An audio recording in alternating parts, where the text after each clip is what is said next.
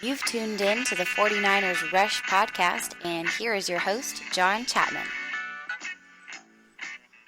All right, I'm John Chapman. Thanks for joining us on the 49ers Rush podcast. Today we are going to pick up where we left off last time, and that's with the greatness that is Reuban Foster. If you missed our last podcast, we went through the trade details, background, character, kind of a whole bunch of fun, entertaining details about Reuban Foster, and today we're going to get straight into film breakdown, scheme fit, pros and cons in his game, and all that stuff. So here we go. Here's where it gets good. Let's get to the good news about Reuban Foster. He won the Butkus Award for Best Linebacker in the nation this past year. Some of my scouting notes here. He doesn't make the fastest decisions at the snap of the ball. It's funny. You'll push play on his film, and you'll see people start moving, and you'll see Foster kind of stuck. And you can kind of see that gerbil running on the wheel up in his head, and as soon as he recognizes what's happening, he reacts faster to the ball better than anybody I've ever watched on film. It's not even close. And so again, he has this slow first step, which is okay. So if you're teaching middle linebacker play, usually what you're going to do is a flat foot read or a downhill read, which means you stand and wait. And once you're sure what the play is, you go lightning quick and you knock out whatever you got to knock out downhill. And so the positive that you can say about Reuban Foster here, even though it takes him maybe a little bit longer to diagnose or recognize the play, 0 false steps. If he's going somewhere, he's going with a purpose, which is absolutely amazing from an inside linebacker perspective. He's an absolute monster of a hitter. He tries to hurt somebody every single play. And if you go back to some of his early film, his freshman and sophomore year, he was an absolute knockout special teams player. He destroyed people. And whenever he would come down, he would light them up. And I mean, the funny thing is, he doesn't even break down on special teams. He understands angles very, very well. So whenever the small shifty guy is cutting and setting up blocks and all that stuff, Reuban Foster sees through that. It's like everybody else is playing checkers and he's playing chess, and he understands where the goal of this play is. And he runs downhill and blows it up. Now, again, here's what's crazy is that everybody on that team, which if you look at the Alabama defensive front and back end, you're talking 7 to 8 first and second rounders within a 2-year span. And he was the leader last year and this year. Everybody fed off of everything that his energy carried the entire team. And whenever he made a play or whatever happened, the entire team turns to him. If you watch the film after a play's over, you'll see defensive linemen, corners, secondary, everybody, they turn to him, and he controls everything. Absolute great feel for the game. I mean, just exceptional. One thing that was very interesting, Nick Saban's defense are always fun to watch because it's almost like watching pros play against college kids. 1 in physicality, but also 2 in scheme. You won't find anybody that will say anything negative about Nick Saban's scheme. And what they would do is they would walk all outside linebackers up on the line of scrimmage, so it almost looks like a gap defense. So every gap defense is covered, and there's only one man playing back from the line of scrimmage, and that's Reuban Foster. And that's just kind of the way that they saw him and valued him, is they said, hey, everybody maintain your gap. If anybody makes a mistake, Reuban Foster's going to clean it up. And he held true. He held his part. And there was 0 question on what was going to happen if somebody got through. What's funny is in times where offensive lineman, center, guard, tackle gets to the second level and tries to seal him off, he almost ignores them. It's rather comical at times. Probably the best seal block I saw on him was against LSU. And so you would see linemen come up, and they would get in his way, but he just kind of walks around them and uses his hands so they can't touch him. What's funny is he never looks at the guard. You'll see his eyes almost painted on that ball carrier, and anything in between is just doesn't really matter to him. And so whenever they come off to get him, it doesn't matter. He just goes straight around him. Next thing, amazing blitzer from the linebacker spot. It is crazy. I said one of the negatives, I don't really want to call it that, is it takes him a little while to diagnose the play, but whenever you call a blitz from that linebacker position, oh my gosh, he closes the space from about 3 to 4 yards behind the line of scrimmage to the ball carrier better than anybody I've ever seen. And it doesn't matter if his guy's in the way, offensive linemen are in the way, traffic is in the way, he is going straight through that. And it's not even close. And I'd be willing to say that the best part of Reuban Foster's game is when he flies through traffic. You'll see a bunch of guys kind of falling down and pulling guards and stunts. It doesn't matter. If somebody's in his way, and it doesn't matter if it's John Allen, who is gigantic, drafted in the first round actually way before him, he's running through his own guys. It doesn't matter. There's no stopping this guy whenever he sees the play that he's going to get. And in pass coverage, he's definitely not a liability as well. I see him kind of playing that will spot for us. I see Navarro Bowman playing Mike, and I see Reuban Foster playing that will spot. And the main reason why I say that is, one, Navarro Bowman can call all of the plays, but two, Reuban Foster in pass coverage, not a bad idea, because he understands the routes that they are running underneath. And so if you go back and watch the Alabama film, he is cutting off routes on the regular. Not necessarily because of speed, which we don't know what his speed is because he never ran a 40 at the combine because he got kicked out. We'll talk about that in a minute. But his speed shows up on film. And because he has this anticipation in film prep, it shows in the passing game. Also, if you look at him playing the will, man, he understands how to wall the receiver off from coming inside. So let me try to explain that kind of pass concept and pass coverage concept. If you have trips to a side, okay, so that means 3 wide receivers to one side. You have your outside guy that's covered by the corner. You have your number 2 guy, which is going to be covered by your nickel slot corner. And then you have your number 3 guy, which is usually kind of a slot receiver. He's going to be covered usually in a tandem with the safety and the will linebacker. Well, what you cannot do is in this situation, your backside corner, which is going to be away from the 3 wide receivers, is going to be in an island with 1 receiver and half the field to cover.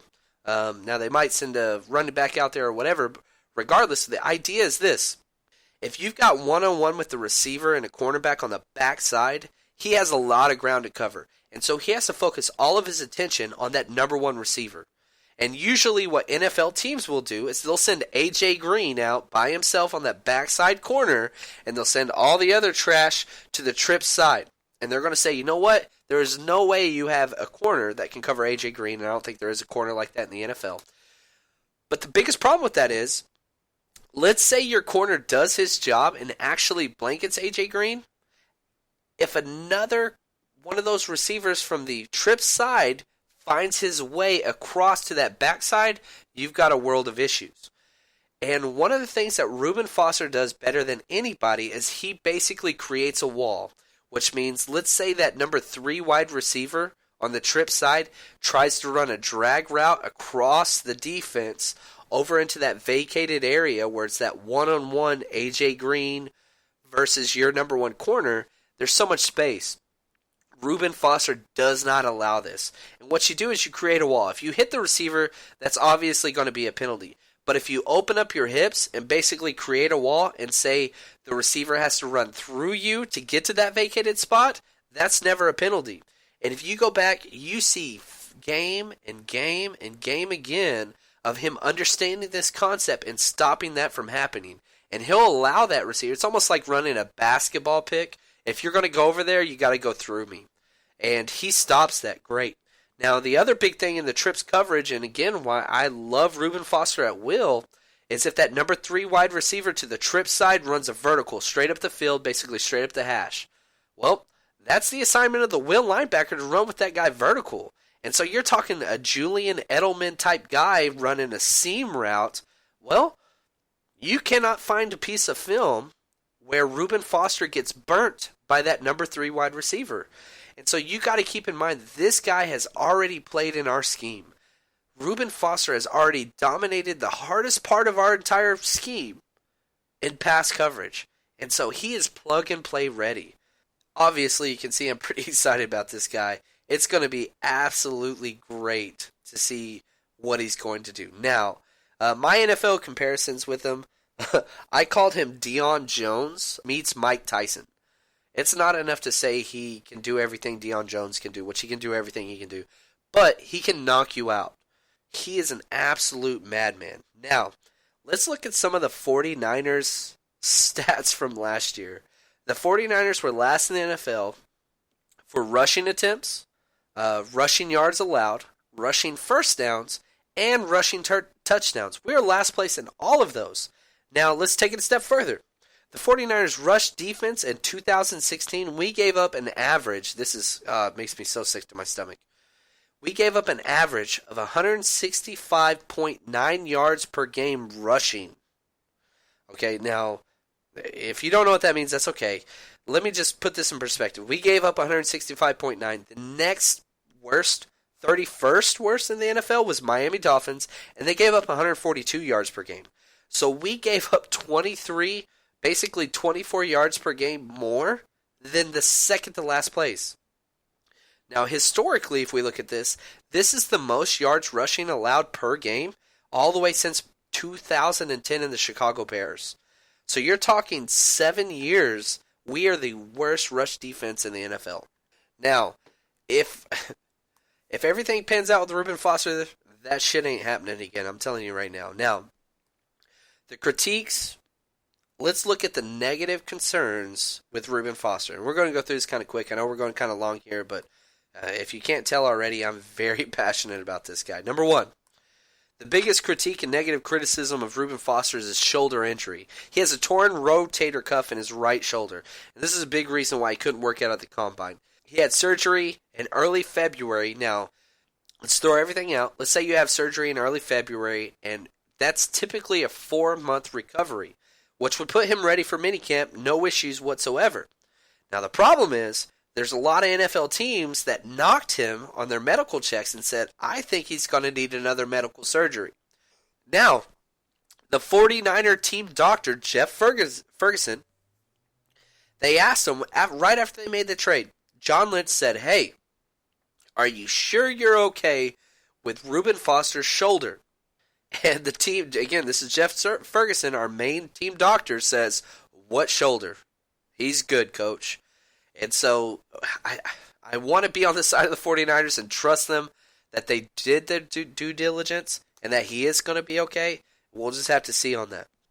Number two main negative thing about him, he had a diluted urine sample at the combine. Now, a couple things. One, this does not register as a positive test, and it does not put him in the first phase of the substance abuse program for the NFL. So he will be tested for 4 to 6 months, and if 0 hits take place, diluted, missed test, or positive drug test, if we can escape those from 4 to 6, he doesn't enter phase 1, which means his first suspension would be automatic 4 games. He gets bumped back to phase 0. So we're hoping that happens. Now let's talk a little bit about what Foster said and why it came back diluted. Reuban Foster said that he got diarrhea right before the combine and got sick. Throw up, diarrhea, lost weight, just really didn't feel good. And he was really concerned because it was a criticism of what his weight would show up, that he would show up light and maybe not be able to handle the linebacker role. So, again, this is not me. This is Reuban Foster's words. He said he drank everything and ate everything that he could find, straight water and Gatorade, and tried to eat and drink everything he could so he could get back to that weight, which registered as a diluted sample. Didn't say that there was marijuana in it. Now, the critics are going to say, that kid smoked weed. And I totally get that. I understand that concept. I get why they're saying that. Only time's going to tell. If he can clear 4 to 6 months without a positive test and go back to phase 0, then I think we're in the clear on this one. Obviously, we don't want like a Le'Veon Bell or, gosh, God forbid, a Josh Gordon type situation here. Now, the third thing, again, that same week, he got kicked out of the combine, which it doesn't really even make sense, and you don't really hear about these things. So what did he get kicked out of the combine for? He was waiting in line for his medical checkups, which is kind of the league doctors doing these tests on different prospects that have issues and sending out their information to all 32 teams. And so apparently this is a messed